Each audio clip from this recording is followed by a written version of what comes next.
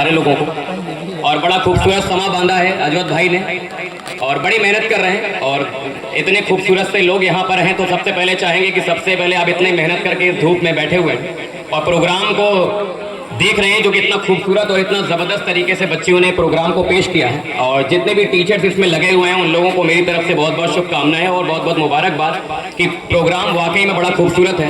हर जगह हम लोग जाते हैं, लेकिन एक खूबसूरत प्रोग्राम जो है अजवत भाई के हम लोग को देखने को मिलता है। तो सबसे पहले हम चाहेंगे कि जो तालियाँ होनी चाहिए वो आपको अपने लिए बजानी चाहिए।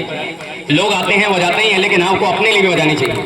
और वो तालियों की आवाज़ ये पूरे जगह पर गूंजनी चाहिए। और हम चाहेंगे कि ताली इतनी नाजुक ना हो, एक खूबसूरत तालियां बजाइए, और इसके लिए आप अपने दोनों हाथ को ऊपर करके एक खूबसूरत तरीके से तालियों को बजाइए। हम चाहेंगे कि अपने लिए बहुत उम्दा, क्योंकि आज 15 अगस्त को हमें आज़ादी मिल गई और आज 26 जनवरी है, जो कि गणतंत्र दिवस है। और इस मौके पर हम सबसे पहले चाहेंगे कि हमें अपने भारत के राष्ट्रीय ध्वज के बारे में कुछ जानना चाहिए, क्योंकि 26 जनवरी और 15 अगस्त को हम तिरंगा लहरा और फहरा तो देते हैं, लेकिन हमें उसकी अहमियत नहीं पता कि आज 26 जनवरी में जो तिरंगा आप देख पा रहे हैं आसमान को छूता हुआ, इसके पीछे कितने सारे लोगों ने बलिदान दिया। और ये जो आप कलर देख रहे हैं इस पे, जो चाहे वो सैफरान कलर हो, केसरिया कलर जिसको आप कहते हैं, चाहे वो सफेद हो, चाहे वो हरा कलर हो, चाहे वो अशोक चक्र हो, क्यों ना हो, जब तक हमें अपने तिरंगे के बारे की अहमियत नहीं पता होगी तब तक हम अपने भारत को समझ नहीं पाएंगे। तो भारत की खूबसूरती क्या होती है, इसको जानने के लिए मैं शुरुआत करूंगा कि अपने पहले भारतीय ध्वज के बारे में थोड़ा सा जान पाऊं, क्योंकि आज भी हमारे देश में ऐसे बहुत सारे लोग हैं, अगर उनसे तिरंगा बनाने के लिए कह दिया जाए और लगाने के लिए कह दिया जाए तो वो हरा कलर ऊपर कर देते हैं और केसरिया को नीचे कर देते हैं। ऐसे भी है। इसका मतलब कि एजुकेशन में अभी बहुत सारी हम लोगों को और मेहनत करनी है। और अजवत भाई इतने दूर हम लोग के आने के बाद भी इतनी खूबसूरत तरीके से यहाँ का समा बांधते हैं एजुकेशन की फील्ड में, वाकई में काबिल तारीफ है। तो एक चाहेंगे कि जोरदार तालियां अजवत भाई के लिए होनी चाहिए, जो उन्होंने इतना खूबसूरत प्रोग्राम ऑर्गेनाइज किया। अब क्योंकि आप तिरंगे में 3 कलर देख पा रहे होंगे, आपके सामने हैं, हर कोई तिरंगे को देख पा रहा है, लेकिन मेरा मानना है कि तिरंगे को उस फख्र के साथ देखिए जिस फख्र के साथ हमको देखना चाहिए, जैसे एक माँ अपने बच्चे को देखती है।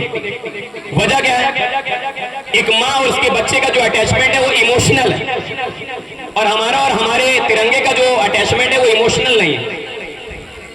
अगर हमको आज भगत सिंह, महात्मा गांधी, सुभाष चंद्र बोस की तरह शहीद होने का मौका मिले तो शायद हम पीछे हट जाएंगे, क्योंकि हमारे तिरंगे से जो जुड़ाव है वो इमोशनल नहीं है। और जब कोई चीज हमसे इमोशनल नहीं जुड़ती है तो हम उसको, एक माँ अपने बेटे से जब इमोशनली जुड़ी होती है, 9 महीना कोख में रखती है, वो दर्द सहती है, उसको पता है, क्योंकि जिन्होंने दर्द सहा और जिन्होंने हमको आज आजाद किया वो आज इस दुनिया में नहीं, लेकिन हम उनको याद नहीं करते। अगर हम तिरंगे की बात करें तो इसमें 3 ऐसी चीजें हैं खूबसूरत, जिसमें पहला केसरिया कलर है, जो कहीं ना कहीं ताकत, हिम्मत, बल, साहस जिसके बारे में बताता है। इसी तिरंगे में एक हरा कलर भी है, जो हमारे ग्रामीण क्षेत्र में इन हरियालियों को दर्शाता है, खूबसूरत पहाड़ियों को दर्शाता है। और इसी तिरंगे में एक सफेद कलर भी है जो शांति का प्रतीक है, और उसी शांति के प्रतीक में एक हमारा और आपका धर्म चक्र भी है, जो कि सम्राट अशोक के सारनाथ मंदिर से लिया गया है। और वो चक्र अगर आपने कभी ध्यान दिया होगा, उसका वीडियो तो हमेशा चलता रहता है, जो हमें ये बताता है कि जीवन जो है वो गतिशील है, जीवन जो है वो गतिशील है, वो हमेशा चलता रहता है। जिस दिन चक्र रुक गया यानी हमारा जीवन रुक गया, हमारा देश की प्रोग्रेस रुक गई। कभी आप वीडियो देखिए तिरंगे का तो आपको चक्र हमेशा चलता हुआ मिलेगा। क्यों मिलेगा चलता हुआ? क्योंकि बताता है कि भारत प्रोग्रेसिव है। हम धीरे धीरे अपनी एजुकेशन से, अपनी मेडिकल फील्ड में और अलग अलग तमाम बिजनेसमैन की तरह अपने देश को आगे बढ़ाने की कोशिश कर रहे हैं। इसमें बहुत सारे लोग, बड़े खूबसूरत लोग जो यहाँ पर हैं। तो मुझे याद है कि बचपन में जब हम लोग को चोट लग जाया करती थी तो हम लोग सबसे पहली चीज किसी मलहम के पास नहीं जाते थे। हमारे और आपके लिए एक मलहम होता था, वो हमारे देश की मिट्टी होती थी। उठाते थे और अपने बदन पे लगा देते थे और ये मान लेते थे कि हमारा जख्म सही हो जाएगा। आज अगर आप कोई चोट लग जाए और आप मिट्टी को लगा दीजिए अपनी बॉडी पर, तो कहीं ना कहीं वो आपको टिकनेस हो जाता है। ऐसा डॉक्टर आपको बताते हैं कि आपको इन्फेक्शन हो जाएगा। मिट्टियां मत लगाया करें। मुझे याद है कि हम लोग जब बड़े हुए हैं तो अपने देश की मिट्टी को लगा कर अपने बहुत सारे जख्मों को भर देते थे, लेकिन आज अगर हम उन मिट्टियों को अपने बॉडी पर लगाते हैं, अपने बदन पर लगाते हैं, तो वो कहीं ना कहीं एक इन्फेक्शन में तब्दील हो जाती है। क्यों? क्योंकि उस जमाने में जो मिट्टियां थी वो बलिदान देने वालों के खून मिले हुए थे, उसके अंदर मोहब्बत करने वालों के खून मिले हुए थे, देश से प्रेम करने वालों के खून मिले हुए थे। आज मोहब्बत की दुनिया से ज्यादा बड़ी दुनिया नफरत की दुनिया हो गई। मिट्टियों में नफरत फैल गई, लोग एक दूसरे का खून बहा रहे हैं।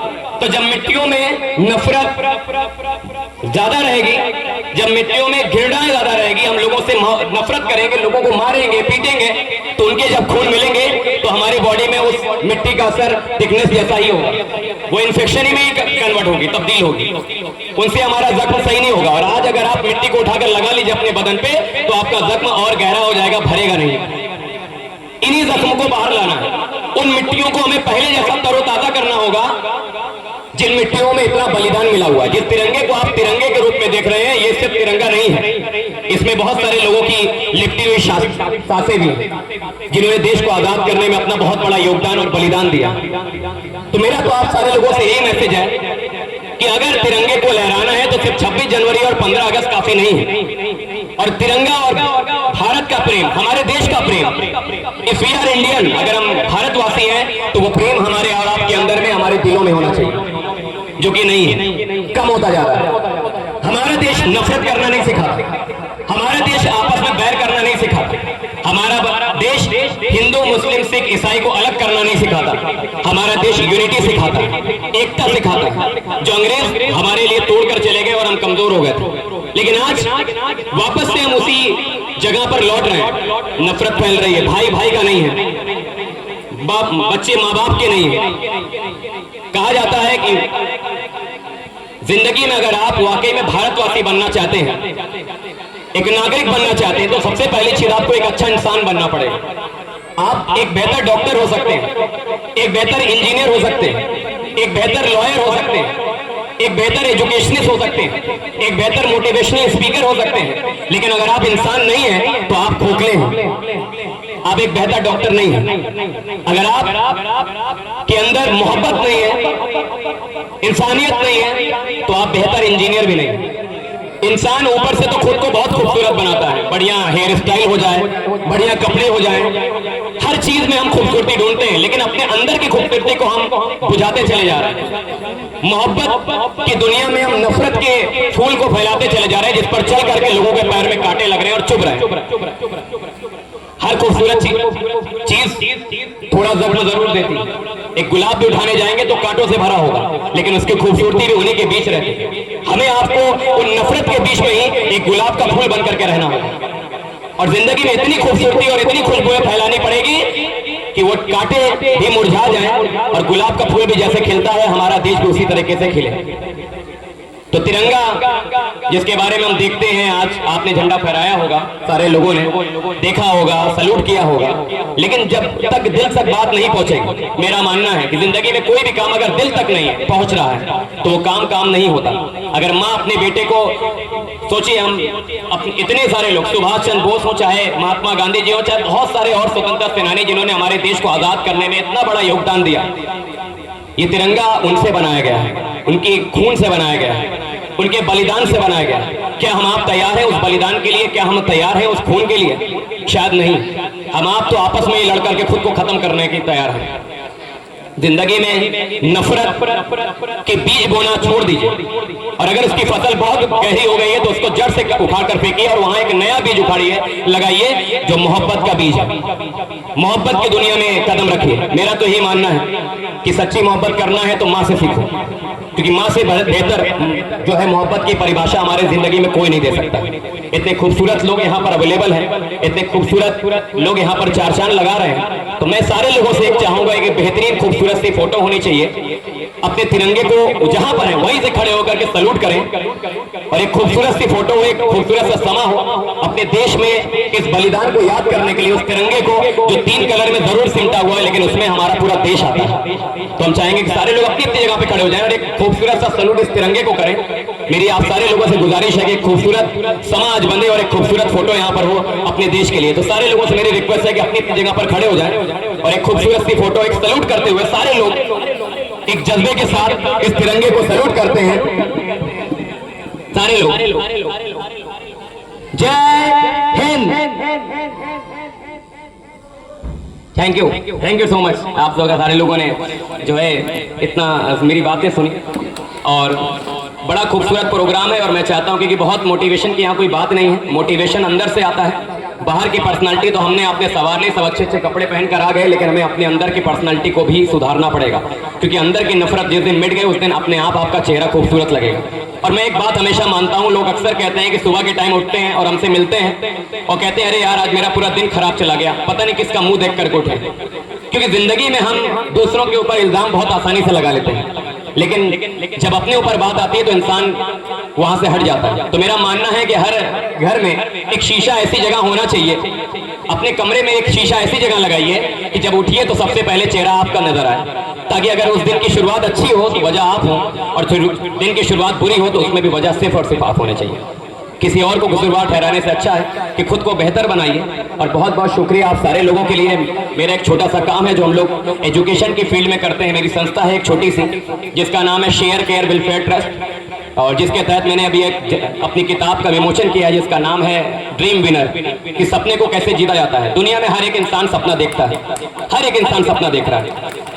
क्या आपको लगता है कि आज हमारा देश 26 जनवरी पे पहुंच गया तो किसी ने सपना ही तो देखा था देश को आजाद करने का? अगर कोई देखता ही नहीं तो आज देश आजाद नहीं होता। किसी ने तिरंगा बनाने का सपना देखा तो हमें आपको उठना पड़ेगा और सपना देखना पड़ेगा। चाहे वो हिंदू हो, चाहे वो मुस्लिम हो, चाहे वो सिख हो, चाहे वो ईसाई हो, सब भाई भाई हैं और सब मिलकर रहते हैं। और जिस दिन हम आप मिल गए उस दिन हमारे देश को आगे बढ़ने से कभी जिंदगी में कोई नहीं रोक सकता। तो बहुत सारे लोगों का बहुत बहुत शुक्रिया and thank you so much. आप सारे लोगों का thank you so much. Thank you.